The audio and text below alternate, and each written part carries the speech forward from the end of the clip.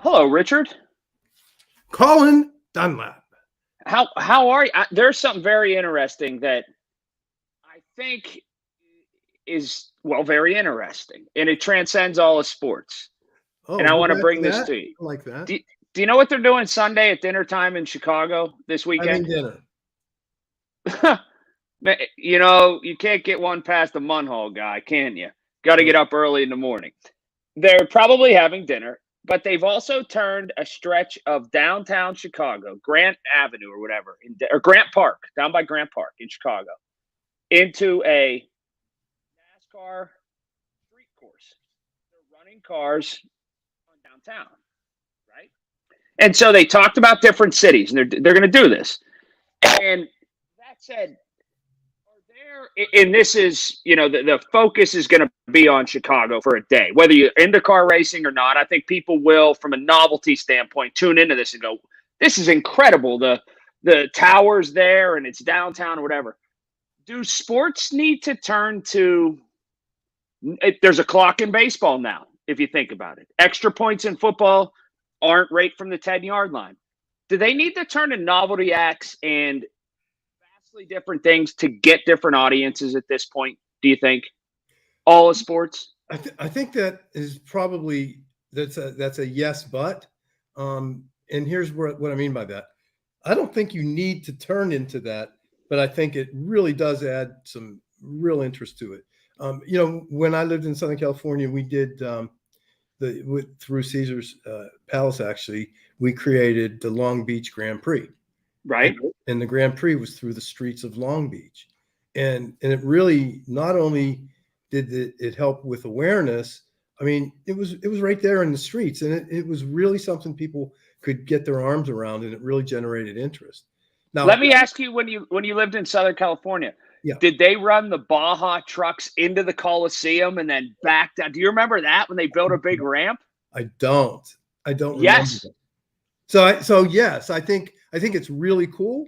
Do I think what it does though is it opens up that sport to people that might not see it anywhere else. Like if I wanted to watch Baja trucks, I wouldn't know to do that. If I wanted to watch this NASCAR event in Chicago, where do I do it? But if it's right downtown in Grand Square, that's pretty badass. I love it. I wish we should do it here. I'd love it. That's what a lot of people now are talking about. Imagine a race where you come down Green Tree Hill, you do a loop, you go through the tunnel, you come out. Absolutely. And you know why I love it? Because it's different. And it really does bring a new dimension to a great sport. And it's safe, obviously, because you're going to close the streets. But I love every part of that. I love the creativity to it.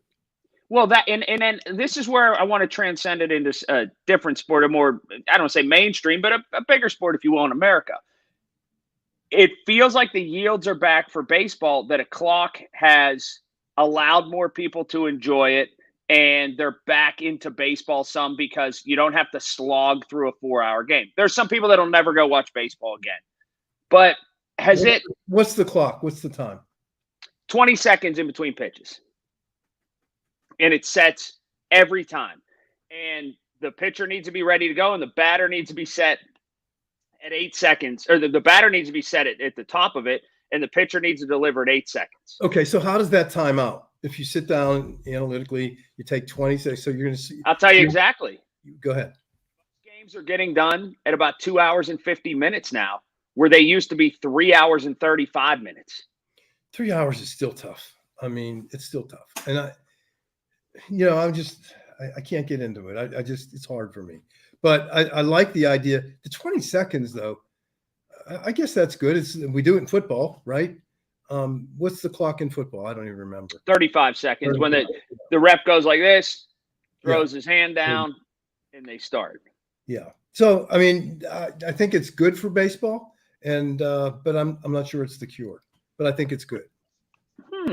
And another topic that I saw. Speaking of baseball. You go. I apologize. Is it true? Now we're taping this on Friday. Yeah. Is it true that the Pirates postponed the game today because of the air quality? No, they didn't yesterday, so I don't know that they would today. Why did I hear that? I read it somewhere. No, they they knocked it around yesterday. Oh, they did. Okay. Yes. Well, largely the Padres players were the ones that said, I don't really know about this. And Andrew McCutchen said, I don't really know about this. And the union said, well, here's what the air quality index is. Here's what our contract reads. Here are the thresholds. And you cannot play if you don't want to. But collectively, we have a game scheduled. We're going. And this is what it says in the course of our contracts. Oh, I didn't know it went that far. Yeah. Went that far. I mean, how do you feel about that? I'm torn. I really am, because the players are the show. They're the stage. And when you see something in red on the bottom of the screen on the news that says, don't partake in any strenuous activities, and then I see that my local pool is closed because they don't want people outside and gathering because of the air quality, I question it a little bit. But then the other side is a little dramatic. I think it is. Here's why. The Pirates offered refunds for anybody who didn't feel comfortable going because of the air quality. So they took care of the fans, right? So, does anybody realize you're still breathing that air even if you're indoors? Right. I mean, there it is. It's out there. You can't get away. That's our atmosphere. I don't know. I will say I did feel, you know what yesterday felt like for me? It felt like I was in like Colorado, and I could just never catch my breath fully. That's what it felt like. You felt like you couldn't catch your breath, really? Not fully. Well, I did. I worked out, and when I worked out, it felt like I never came back down to zero. Okay, let's talk about that though. The way you work out is not the way normal people work out. You're pretty intense. Okay, you hit it really hard, and I know that. But we have a mutual friend, and I know you work out with him, and I know for a fact that you hit it really hard. Yes, this workout's going to kill me, but it's also going to keep me alive. It's just a matter of which one lasts longer. I have a serious topic. What do you make of these guys suspended by the league for gambling in the NFL? Because I hosted a show last night, and let me run this by you before you answer. Somebody said there's no excuse for it. It's ridiculous. They know the rules. But if they were addicted to a substance, the league would put them through procedures and try to get them help. Yeah, they put them through protocol. Right. And I never thought of it in those terms till that caller said that. So I want to talk about that too. I want to talk about your show. What do you say? Yes, that's true. But gambling and betting when you're inside can impact everybody. So you can't, if you do that, when you have a substance abuse, you're hurting yourself, right? But you have a much broader scope. If you're gambling on the outcome and something, that impacts everybody. And then how do you know you don't have, that person doesn't have a friend that says, hey, do me a favor, if we get down to it, don't kick the field goal. I mean, I don't know. I think it should be very strict. And if you want to include that gambling as part of the protocol, addiction protocol, then do it. But until you do it, it is what it is. You make a good point. You have proprietary information as a player that can influence the outcome of a game. Whereas if you're addicted to a substance, that doesn't impact the outcome of, Steelers 24, Ravens 20. Except when you had Le'Veon Bell saying, hey, I got high before the games. But it's just a weird thing. It's too gray. And what needs to happen in the next collective bargaining agreement with the NFL is they just need to say you can't gamble at all. Well, yes, absolutely. And you know what? But it just seems like we always look for the exception. And that kind of makes me crazy. Talk about hockey. You like our draft pick? I wouldn't have used it. I would have traded the draft pick and tried to bolster this. Well, I like the draft pick. Okay, it's a forward. He's going to play. He's going to be good. No, he's Is a he center. going to? He's a center. Yeah, he's a forward. Is he going to be good though? It's obvious that I don't know if they're doing everything to try to win while Sidney Crosby and Evgeny Malkin are still employed. It feels like they've started the next wave almost. I would do every single thing that I could to try to win now, and who cares what this team looks like in 5 years? Well, I think that's the advantage of Kyle. I think that he does care, and I think that I think it does kind of speak to. Now, I heard a rumor of this is who they wanted. This is who they wanted, and that rumor spurred by the media, who had inside information supposedly. But yeah, I mean, they targeted him, they wanted him, and they went after him, and with an eye to the future, as you said, but also for today. Now, I don't think we're done. I think that somewhere in there is we're going to have to do something about a goalie, right? I am still stunned that we are here as June is about to flip into July, and we have no definitive answer on Tristan Jarry. I agree with that. I have inside information on that too, though, that he's been looking for homes elsewhere. So, I don't know if that's accurate. I don't know if it's not, but that's what I hear. So maybe he knows and they know more than we do.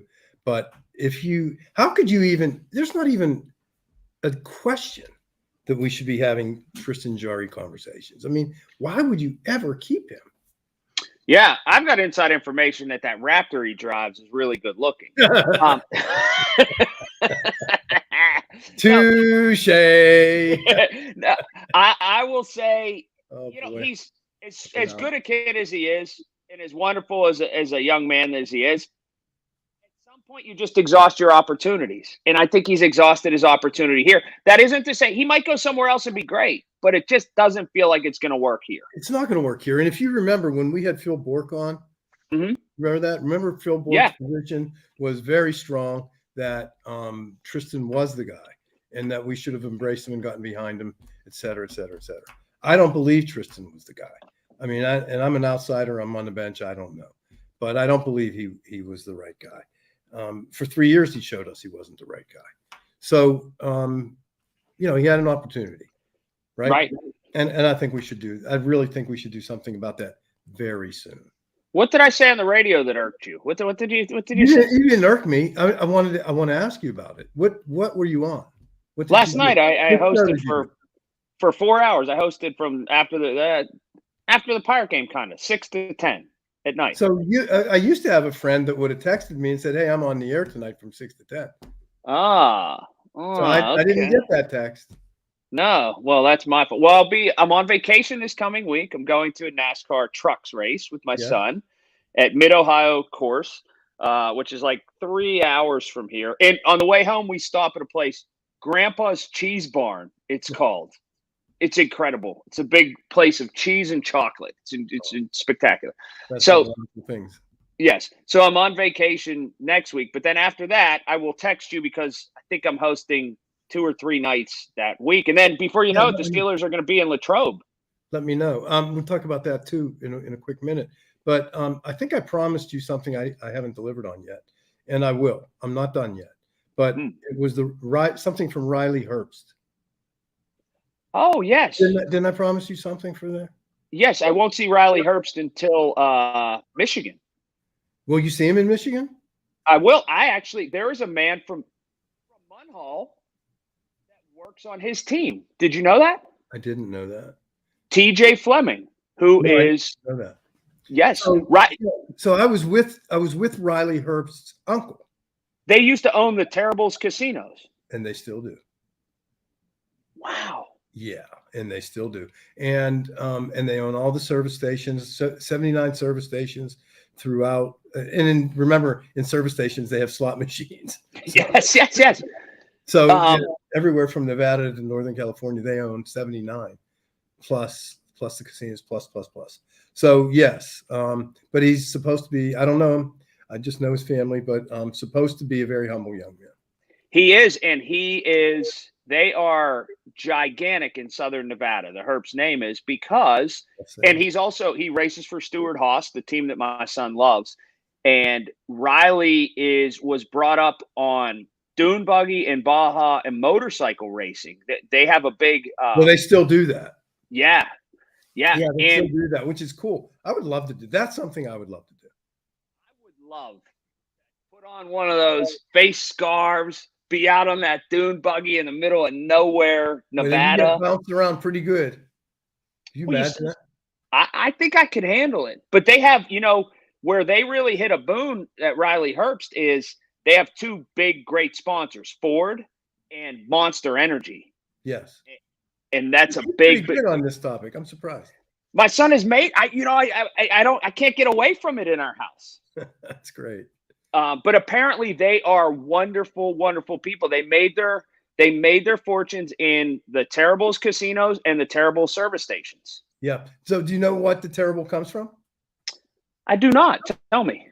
So the Terrible Herbst, I believe the father, Ed, came into town. When he started to come into town, he was cutting his prices.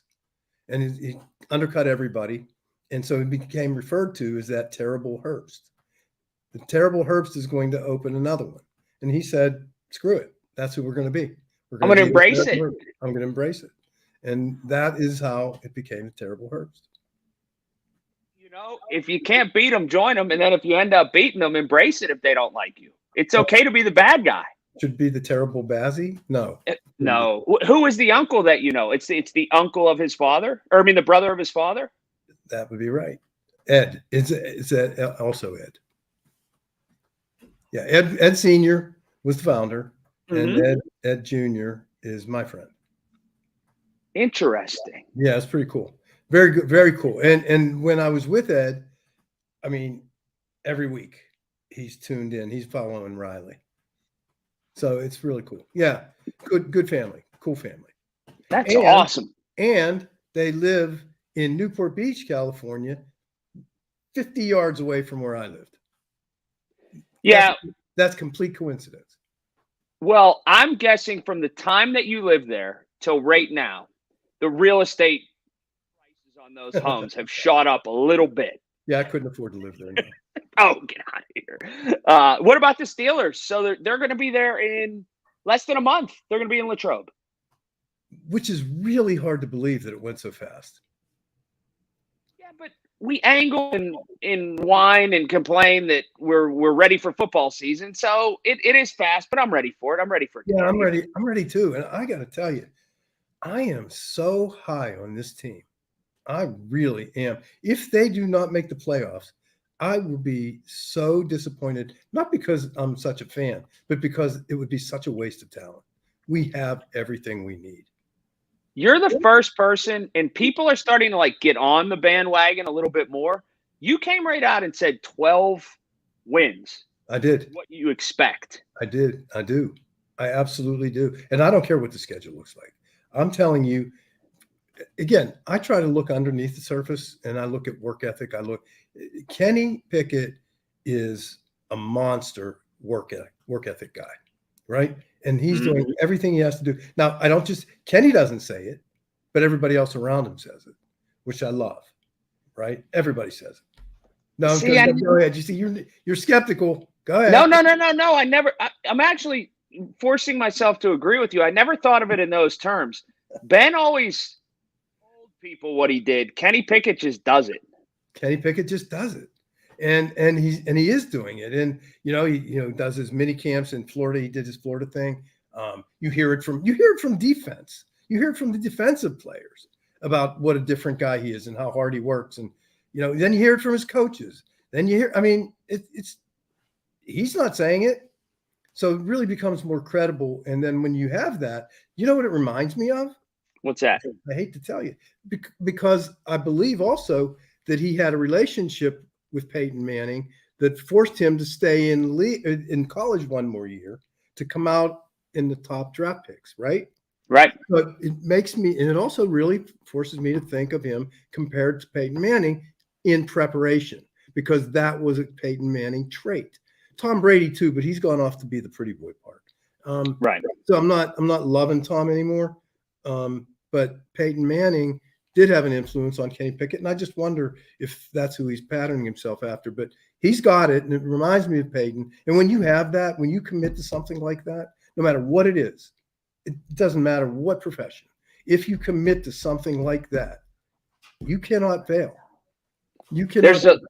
There's a lot worse people to model yourself after than Peyton Manning. That's for sure. Well, that's for sure. But it's the work ethic, right? So when you put that kind of work ethic into anything, you can't fail. And I don't care what your talent level is. I used to say this: nobody's going to work harder than me. I can do it. You can have smarter people. You can have anything you want, but nobody's going to outwork me. And it's what I've tried to teach my son. You cannot outwork me. I can do that every time. I'll beat you. It sounds arrogant. I shouldn't have said that. But no, well, but I am saying. So yeah. I mean, so yes. So I have that work ethic part. Kenny Pickett, he's got the talent. He's absolutely got the talent. He's got a quarterback's coach now that he knows, right? My only question to the Pittsburgh Steelers, my only one, you know what it is? Do you remember? The running back. Nope. The offensive coordinator. Oh, well, everybody has that question. That's my only question, because he's the chef. Let's say he's the chef, and he has 11 ingredients. If he puts not enough in one and too much in the other, if he doesn't do all the right things, it's not going to come out with the right result. And so he's got this gift of 11 great players. Is he able to put it all together in a consistent basis to get that 12 wins? I don't know that. So, I don't know that either. We're going to know 4 games in if he's changed or not. I'll know the first game in. Oh, look at you! Look at this guy. Well, are we going to be the same? Are we going to run the same thing? Are we going to look obvious things in the face and ignore them? Because that's what we did. And so, look, do you remember his last year with Ben Roethlisberger? It was ridiculous. Oh, totally ridiculous. It's ridiculous. So he does that, but yet we come back the next year and do it again, right? So stop it. You're killing me. No, but you're right about it. Like, I can't believe we're still here dealing with this question. I can't either. I can't either. However, that said, if Have he a good week. Is that it? I want you to go ahead on Matt Canada for a little more. I like. No, I don't want to talk about Matt Canada. I want to like Matt Canada as a person. I love Matt Canada, but I think that he's the right chef to mix up these ingredients and have them coming out like a gourmet meal. I don't know. Show me. He gets in the way for me. He does the opposite. So far, let's see what he does, because he's got a line, he's got a back, he's got 2 backs, he's got a quarterback, he's got freaking 5 receivers. Right? Tight end. Tight end. Tell me a lot in his skill positions. What's he? I mean, think about it. Who's he got? Deontay, George. He's got. He's got 5. Najee Harris. He has Freiermuth. He has now. Darnell Washington. He's got a million people. Calvin Austin now. The 2 the offensive line. The 2 guys are the guy we drafted, right? And the guy from Philadelphia. That guy from Philadelphia. Remember this, Market Tabit. The guy from Philadelphia is an animal. Samuel, I saw him. He is an animal. He will stand out. He will be on highlight reels every week this year. I'm telling you, he's a monster. I'm so happy to have him. I agree with you. All right. What do you got going on this weekend? Anything exciting? No, sir. Nothing. Big sales, but we won't talk about that because we don't talk about cars. A lot of downtime for me. I'm doing nothing. You have a wonderful week, Richard. It's great to see you. I love your. Better to see you. No, I'm going to get another one coming this week at the NASCAR race. I'm going to get another Ford one there. So